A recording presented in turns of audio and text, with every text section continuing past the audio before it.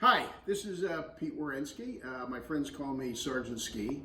And today what I'm going to share with you is one of many sessions, and this one is going to be strictly on making the perfect Manhattan in your own kitchen.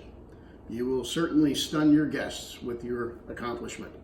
Now, the basic ingredients are, first of all, sweet vermouth. Not dry vermouth. Sweet vermouth is red, remember that. Dry vermouth is used in a traditional martini.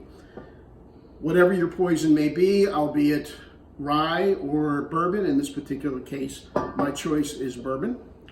I'll come into the utensils in a second. The traditional martini glass, which is also used for making bourbon Manhattans or whiskey Manhattans straight up. The cocktail shaker, and of course, cherries. Long or short stem makes no difference. Now, most important thing in the process is start off with filling your shaker with 2/3 to 3/4 of ice. There's no such thing as having too much ice. Very, very important.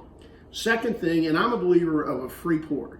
You can certainly use a jigger, which this is called, to measure, but I believe in the free pour. So when I pour a Manhattan, what I generally do is I pour the liquid approximately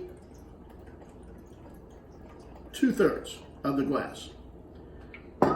Then I add that to the shaker.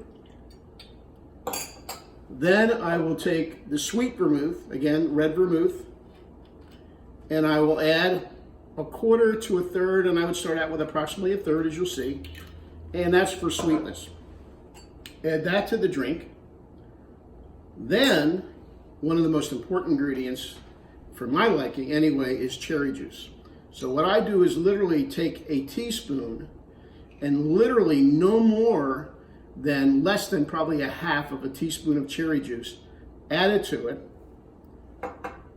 Then what I do is close up your shaker, shake it ice cold, as cold as you could possibly get it. You know, I've been known to make these things turn frost on the outside. Once you have it shaken nice and cold, you then want to strain it back into the glass.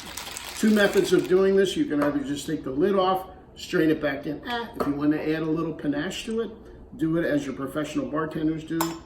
Take your handy dandy strainer, put it in over your glass, over your shaker, pour as so into the glass, and there it is right to the top. Add your maraschino cherry, and there you have it, the Sgt Ski Manhattan.